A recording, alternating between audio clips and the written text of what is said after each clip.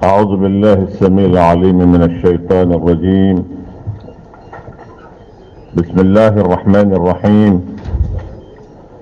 الحمد لله الذي هدانا لهذا وما كنا لنهتدي لولا أن هدانا الله،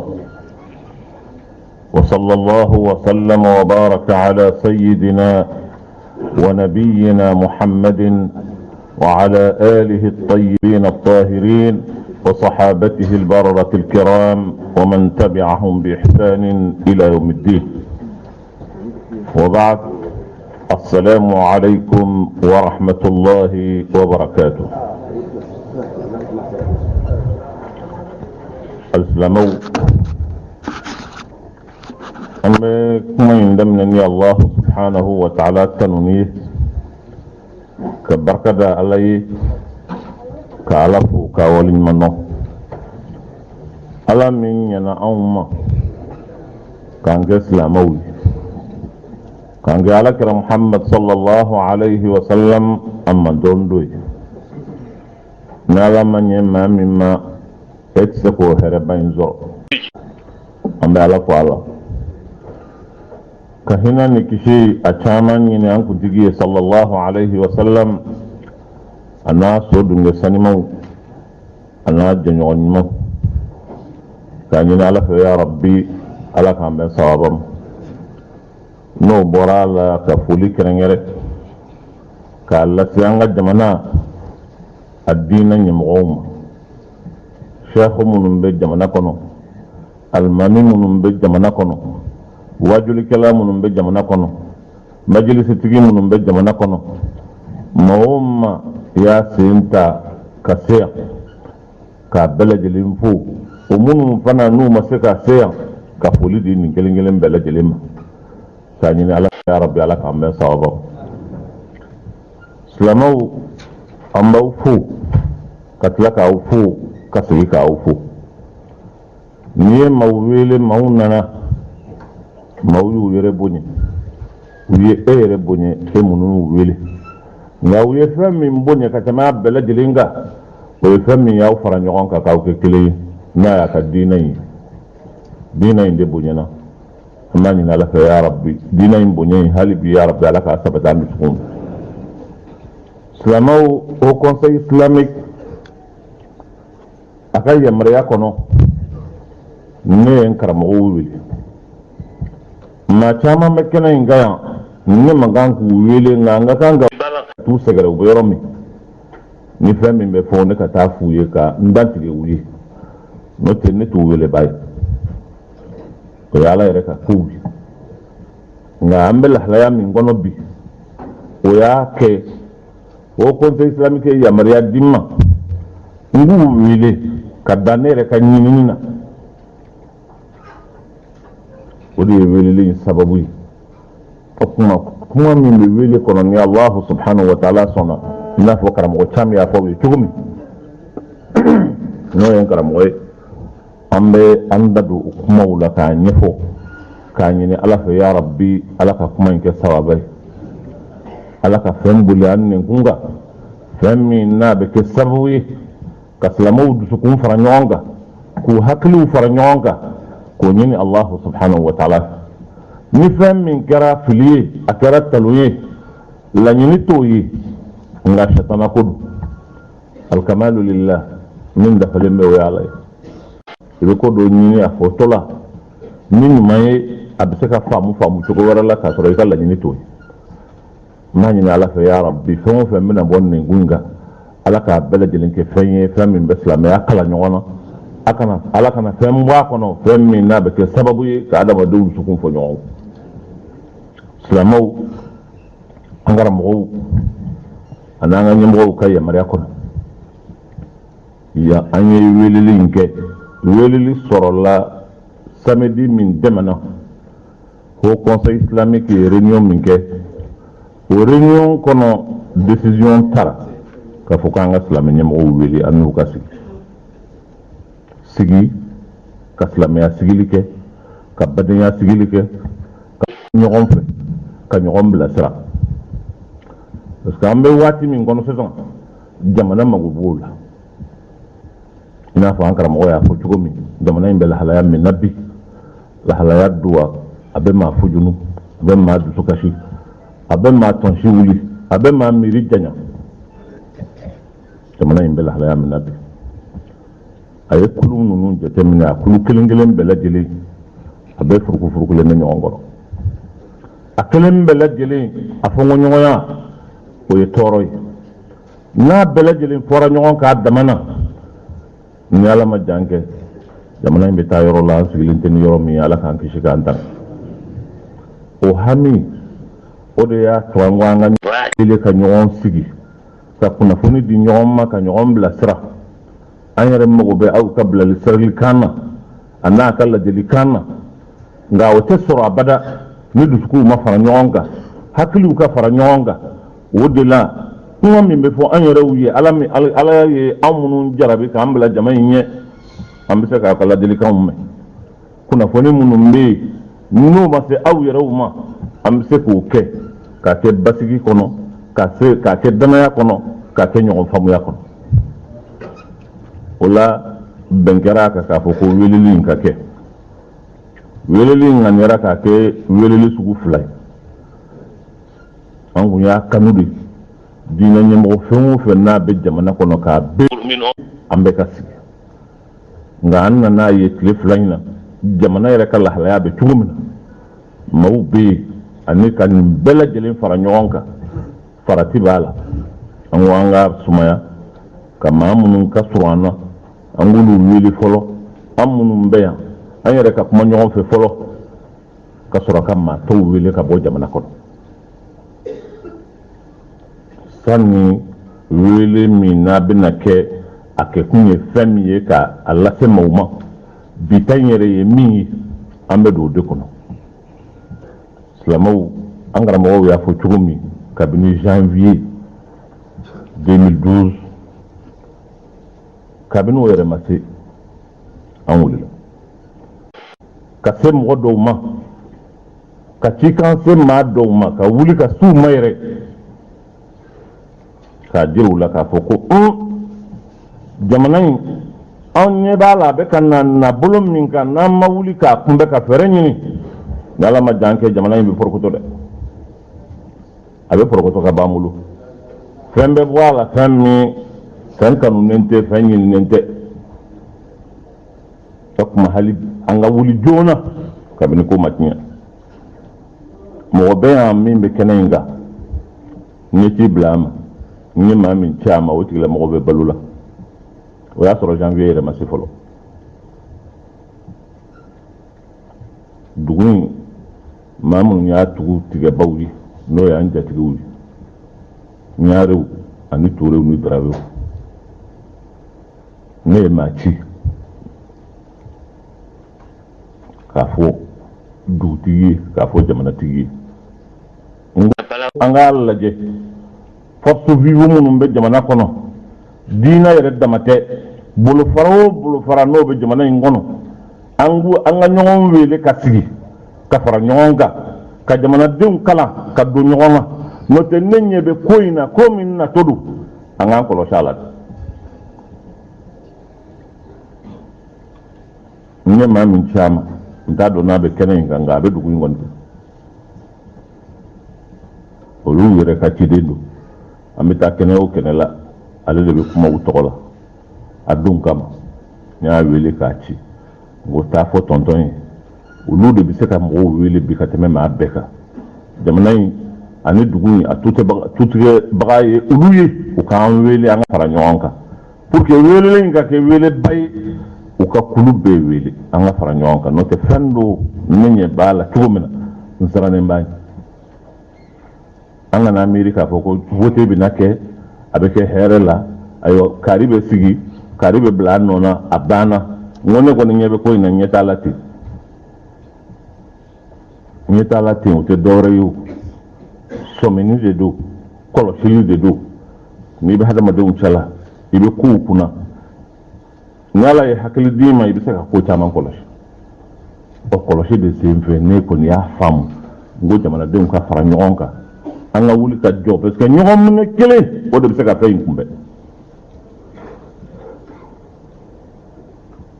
wala hayan amasaka siraso ma waraw nenu kuma munun te kulunu hiye ngalla dala mawdo hakili bulo ba jamana indon ba tabiya non ba la dawdo o yen ko mo we unna nema an sigira o hakili jakabo kilinge ka jira ka fo anga fereke jamana deun ka se ka fara nyonga anga ke kulu kilin anga nyongomne ni ko min nana ke na ya soro jamana deun be ye kulu kilin ko a toro be doya na ma nyongomne na ma ke kulu bakilin na ma kangilin fo na ma fileli ka ta yoro kilin na nimbe fileli ka ta yen fe nimbe ta yen fe ni ko min na nula ni furuku do na mo nyongo te jamana yi abe nyame de ulu nana ni projet ma ye société civile na be jamana yi kon asugu be idundu i sarbon fere law i ma werewo u ya belegelen togota ka belegelen ke projet unana nayi au conseil une lettre data ka ci jamana kuntigi ka jira la ka fo ko an joro lendu aka to aka jamana don wili anga fara nyonga anga kuma an ba fe o initiative ka bo ayerela jamana don ka fara nyonga mau ka kangelen fo o ka hakilna kelen fo o lettre belajele mbambulu a projet belajele mbambulu a be ko fu bi note ni an sigira ka ko kono funana aka gelen ko in ka temanga ni an hakili bala fa bana teme tuguma o tentative nunu anu o hakili nunu nulu dira mamu yo hakili ubi ado be kenaka nko nye mo be ale de forola ka do an ngani ni hakili nay apanga na sig mo be jamana kono ni be dodo jamana ingola anga be fara nyonga anga ke kulu keli note kungami be jamana ingono ni tando wulila amani da ngok man yekni anga dina de bafu ni kuma nyuma soro dawo da kono ata na bora yoro ata hakil na nyuma bora yoro ata ne kuma inda ne letrika ka ci nya fotugo jabi ma sorala anya ko intoy fo janvier nana se janvier ataku damlena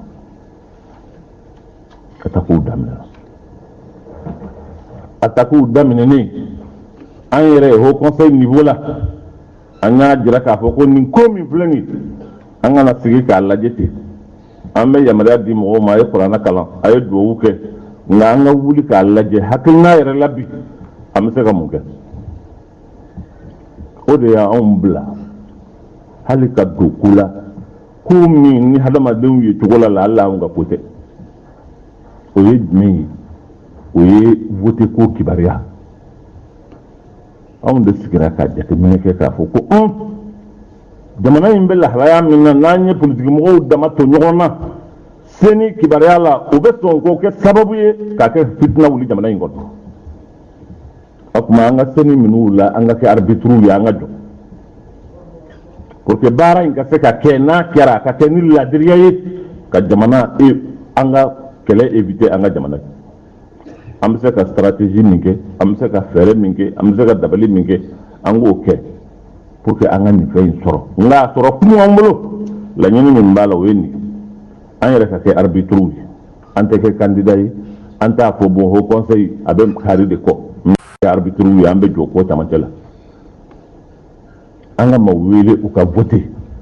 maa caman ka bɔ ni ala y'a kɛ ko vote kɛra fanga min bɛna sɔrɔ a ka kɛ fanga légitime ye o kɔrɔ ye a ka kɛ fanga ye jama caman bɛ fanga min kɔ ni ko min nana jamana ma ale bɛ se k'i disi da la n'o tɛ ni mɔgɔw ma bɔ n'an bɔra ni régime fragile ye maa min élila ni 15% ni 20% ye a bɛ dɔn diɲɛ kɔnɔ a bɛ dɔn jamana kɔnɔ k'a fɔ nin fanga min filɛ nin ye légitimité t'a la revendication minnu bɛ diɲɛ kɔnɔ n'olu wulila kɔ o bɛ jamana firi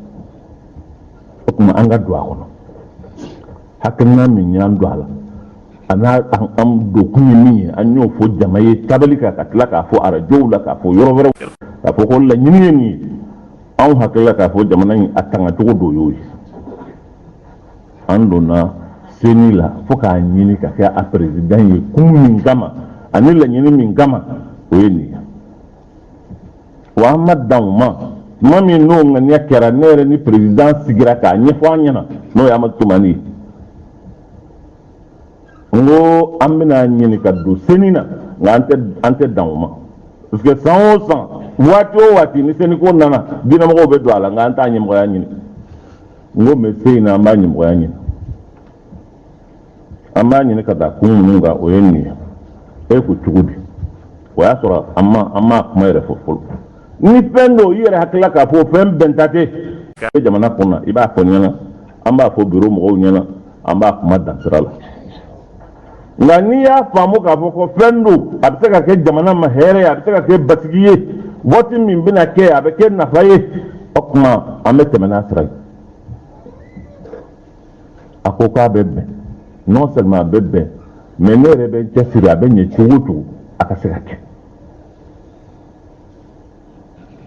ko in kɛra o kɛcogo la o conseil seni président y'a ka d'a ma sira min fɛ ani lahalaya min fɛ ani hakilina min ye anw kɔni ka yecogo la o ye nin ye k'a fɔ an ɲɛna fana n'i y'a ye an b'a ɲini an kɔni a ɲini kun ye nin de ye an ka kɛ arbitre ye parce que parti politique ninnu ŋaniya la ɲina élection in na a ŋaniya in a ka gɛlɛn dɛ bɛɛ bɛ don a kɔnɔ de ko n tɛ perdu ɔ n'o ye bɛɛ ŋaniya ye n'an ma fɛɛrɛ ɲini o bɛ fitina wuli jamana kɔnɔ wa ni seni in kɛra olu kelen o kelen ye o tɛ jɛn ni a résultat ye abada nka n'a kɛra ni kulu ye kulu min yɛrɛ tɛ compétition na a tɛ fɛn wɛrɛ la ni maa min ko k'a tɛ diɲɛ n'a ye an bɛ jamanadenw wele k'a fɔ ko i ye min ɲini o tɛ se ka kɛ jamana tɛ ci e kama raison min y'an bila k'a ɲini o y'o ye n taara président fɛ an ye nin kuma in fɔ a yɛrɛ jɛnna n'a ye a ye maa dɔw wele a ko o kuma o conseil a ye fɛɛrɛ kɛ ko in président y'a ka d'a kan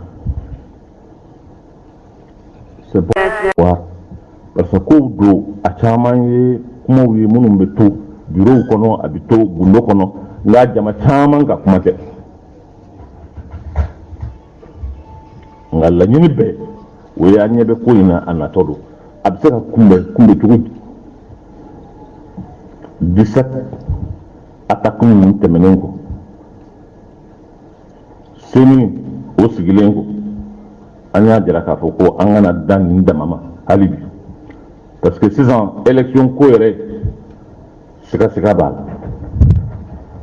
siga b'a la ne kɔni dusukun ma k'a fɔ k'a bɛna kɛ komi a fɔra cogo min na ne bɛ sigi a la ne ni Makiba sigira an ye ɲɔgɔn ye bureau kɔnɔ a sera ne fɛ an sigira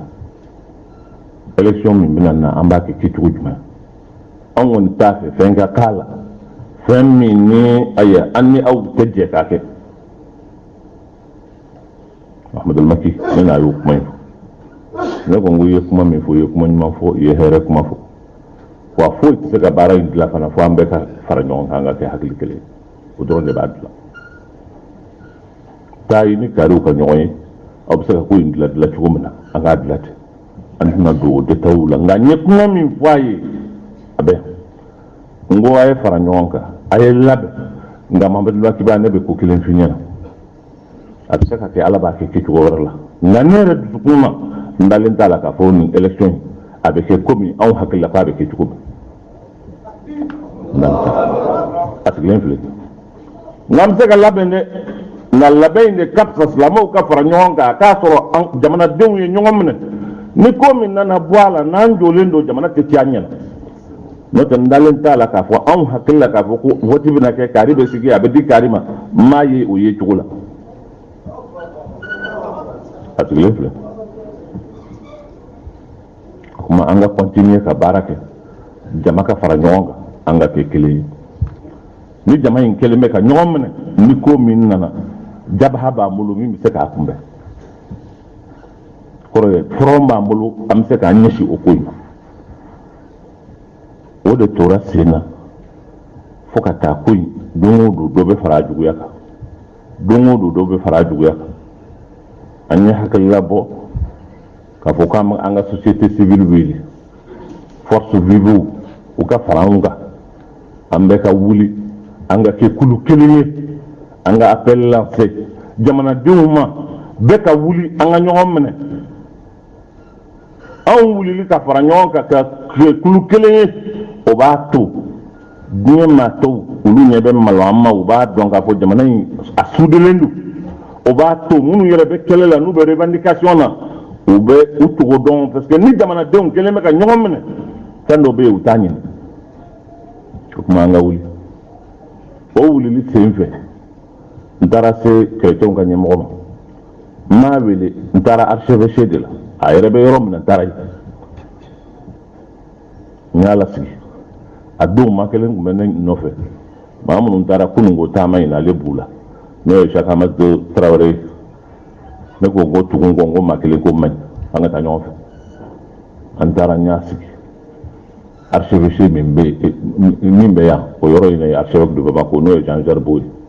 ne ko a ma n ko monseigneur a ko na n ko pourtant an sigilen don an dun ma k'an ka sigi minnu ɲɛ bɛ jamana in na cogo min na an ka wuli an ka ɲɔgɔn minɛ ka jamanadenw wele an ka kuma jamanadenw fɛ an ka wuli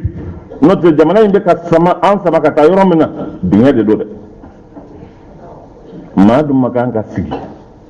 i ɲɛ bɔsɔlen don i bɛ ka sama ka t'i fofo ka t'i don dingɛ kɔnɔ i yɛrɛ ɲɛ b'a la an ka wuli sinon l'histoire va nous interpeller n bɔra a fɛ n donna mobili kɔrɔ n taara INTM la ne de taara INTM n y'a secrétaire général ɲini n'o ye Saka Jagite a bɛ balo la a bɛ Bamakɔ yan n taara an y'an ɲɛsin ɲɔgɔn ma tan ne ko a ma n ko Saka aw ka INTM ni mɔgɔ ye démocratie kɛ aw de y'a kɛ o don e tɛ yen mais ne bɛ kosɛbɛ négociation laban min kɛra ni Musa bɛna bi o la u ye maa minnu bila u ka taa kuma silamɛw tɔgɔ la ka delili kɛ n ko n b'o délégation na INTM maa minnu bɛ yen Boyce Traoré ani Sangare Jaje Sangare min tun ye ATT ka directeur de cabinet o y'a sɔrɔ journaliste don a ye yɛrɛ ye syndicaliste ye a bɛ yen n ko olu de tun bɛ yen kuma min tɛmɛna a tɛmɛna an n'olu de cɛ o tuma aw jɔyɔrɔ kɛra fɛn min ye nin démocratie ko la ne b'a kalama dɛ mais Saka ni aw ma wuli jamana bɛ firi dɛ n y'a fɔ Saka ye a ka bureau kɔnɔ ma sa dɛ a bɛ Bamakɔ yan n ko kuma ne bɛna force vive wele ko conseil tɔgɔ la ka bɛɛ wele an ka se ka sigi an ka hakili jakabɔ k'a lajɛ hali bi lalla n'an wulila ko dɔw bɛ yen a tɛ jamana in sɔrɔ n bɔra ale fɛ yen an taara bureau la ka lettres dilan syndicat fɛn o fɛn bɛ yen organisation fɛn o fɛn bɛ yen ni société ta k'a bɛɛ lajɛlen ka lettre ci a kelen kelen bɛɛ lajɛlen ma organisation tɛ yen min bɛ jamana kɔnɔ ko an ma lettre ci a ma k'a fɔ a ye na an ka fara ɲɔgɔn kan ka wuli ɲɔgɔn fɛ ka kɛ kulu kelen ye n'o tɛ ko min ɲɛsinnen bɛ jamana ma a ka gɛlɛn an ka se ka ɲɛsin a ko in ma k'a sɔrɔ an kelen tɛ ka ɲɔgɔn minɛ n ko an ka appel fana dilan appel o bɛ lancer a textes bɛ yen a copies bɛ bureau kɔnɔ yen appel in ye jumɛn ye ka welewelemada da kɛ k'a ɲɛsin jamanadenw yɛrɛ ma an ka kan ka ɲɔgɔn minɛ ka wuli ka tila k'a ɲɛsin maaw ma maa minnu ye marifa ta ni jamanadenw tɔgɔ ye n ko komi diɲɛ maaw tɛ ka kuma ko in na a bɛ komi bɛnbɛnbɛn de kɛra Mali contrôle la o tuma an yɛrɛ tɛ wuli ka kulekan bɔ sa n ye lettre appel min n'an y'a a dilan a copie ani an ye maa minnu wele olu copie n y'a fara ɲɔgɔn kan ka lettre sɛbɛn k'a da k'a ci président ma an bɛ baara min na ni ŋaniya min b'an kɔnɔ o ye nin ye e de ye jamana kuntigi ye fɛn tɛ se ka kɛ jamana in na n'a ma sara i la a filɛ nin ministre min n'o tun bɛ jamana diinako kunna k'o ɲɔgɔnna dilan ka taa d'an ma an farala ɲɔgɔn kan CSB kelen in na ka appel in kɛ o ma na président ma na ministre ma na u ma mɔgɔ caman u m'a fɔ nin de kɛra an tilalen appelé na a dugusɛjɛ filanan ne ye présidence wele ne ko n ko fɛn dɔ kɛra ne ma se k'a faamu kuma ko min bɛ sen na a t'o fɔ an ɲɛna an k'a faamu n'an bɛ poser an k'a dɔn an bɛ se k'a poser n'a y'a sɔrɔ an bɛ fɛn min na o tɛ fɛn ye fɛn min ni fɛn bɛnta don a yɛrɛ hakilila k'a fɔ k'a tɛ se ka nafa kɛ sisan a b'o fɔ an ye an kana acte poser on ne comprend pas n ko ne tɛ fɛn dɔn kɔnɔ dɛ n ma se k'a faamu mun na présidence ma réagi parce que hali appel ni kumakan minnu b'a la n k'u k'a lajɛ ni fɛn b'a kɔnɔ u yɛrɛ hakilila k'a fɔ ko fɛn ɲuman tɛ jamana ma u k'a fɔ an b'a baare k'a bɔ a la u ko fɛn o fɛn sɛbɛnna a ka ɲi nka u yɛrɛ u mana a kɛnɛ kan u ma fɛn fɔ an ye n ko ne ma se k'a faamu ministre fana ma se k'a faamu mun na ale ma na bref nali ma kɛ u ma s'a ma ne yɛrɛ b'u la ne n'u cɛ hadamadenya la an tɛmɛn'o kan mais fɛn in don o don dɔ de bɛ fara ko in yɛrɛ kan jamana pression a ka ca a kan parce que rébellion n'a avancera pression bɛ kɛ jamana kan u yɛrɛ bɛ girinna k'a fɔ ko élection bɛ kɛ don dɔ la ne ye jamuntɛnɛ wele k'a sigi ne ko n ko n bɛ ko kelen kɔni f'i ɲɛna fɛn dɔ bɛ yen a responsabilité anw t'a ta de a ko ye mun n ko n'i y'a dɔn k'a fɔ ko élection a tɛna se ka kɛ transparence la a tɛ se ka kɛ komi jamanadenw b'a ɲini a ka kɛ cogo min i bɛ conférence de presse organiser i b'o kuma in fɔ a ka kan ka dilan cogo min na i b'o fana proposer n'u ma sɔn a ma tu rends ta démission n'o tɛ fɛn dɔw b'a la anw tɛ se k'a assumer n ko nin ye ne kelen ni kelen cɛ kuma ye fɔlɔ ni an nana ko in lajɛ an b'a a kuma sigi bureau la n ko n'o tɛ ne ɲɛ bɛ ko in na cogo min na a tɛ ne ja je ne sais pas ce qui se trame mais ko in tɛ ka kɛ a kɛcogo la an bɛ ka boli cogo min na buruburu ko élection je n'ai pas l'impression que nin ye a ko in yɛrɛ ye bref ko in a la surunman o ye jumɛn ye pour que kuma kana janya ka bila n tɛmɛ o ye maa min ni ko gɛlɛyara an wulila don dɔ la président y'an wele président de la république a y'an wele o y'a sɔrɔ an yɛrɛ labɛnnen don an labɛnnen don an ko an bɛ mitingi kɛ mitingi jumɛn don le 14 janvier barisa code votera nka a ma promulguer président fɛ an ye kibaruyaw sɔrɔ ŋunuŋunukanw na a n'an sigira kɛnɛw kan député européens ani a tɔgɔ ye di organisation de la francophonie olu députés nana bamakɔ yan lobbying belebele dilanla ka ɲɛsin code in ma k'a fɔ ko ni président y'a promulguer ko bɛ se ka k'a la o tuma a tɛna se ka promulguer a réunion kɛra assemblée la an yɛrɛ ka mɔgɔw participera la a baara bɛ sen na tension caman tun b'a yɔrɔ la yen an ko bon sisan an bɛ meeting d'avertissement kɛ ka meeting de clarification kɛ k'a ɲini jamana président ale de ko fɛn in ka sigi mɔgɔw ka segin a kan segi kɛra a kan jamana députés y'a voté a bɛ wajibiya k'a ka promulguer le 14 an ye meeting in kɛ o ye 14 janvier san'o cɛ a y'an wele don dɔ la a ko au conseil islamique an ye mobili di aw ma mobili ko in a kuma fɔra kabini don min bureau sigira don kɛra a la a fɔra an ɲɛna sini a ye taa mobili nɔfɛ a kuma tilala ka bila a ka mobili jɔlen bɛ yen a bɛna d'aw ma n bɛ wele k'a fɔ ɲɛna a kuma bɛ bila an yɛrɛ a sera yɔrɔ la an t'a ɲininka mobili ko la tugun nka an t'a kuma fɔ an ko an k'a kuma yɛrɛ dabila fo nin don u ye wele téléphone na ko mobili an ye réunion kɛ ko wɛrɛw bɛ yen an y'o fɔ mobili ko in an y'a fɔ an ko bon président ko k'a bɛ mobili d'an ma an ka taa ayiwa a ka kɛ bɛɛ ɲɛna a don bɛɛ na le 2 février jumadon don an bɔra an taara palais an ni président sigira o conseil mɔgɔ caman bɛ yen i n'a fɔ mɔgɔ minnu bɛ o conseil la o caman bɛ kɛnɛ kan an n'a sigira a ye mobili in di an y'a bonyamasegin kuma kɛ kuma bannen ne yɛrɛ ye kuma n ko président sisan n b'a fɛ k'a dɔn ala deliw ni an bɛ ko minnu na misiri la n'o bɔra a la anw bɛ se ka rôle jumɛn kɛ nin ko in na président yɛrɛ y'i kanto an ma a ko nin ko in a ko bɛɛ bɛ munumunu cɛ kelen de kun kan o cɛ kelen tɛ mɔgɔ wɛrɛ ye o ye iyadi de ye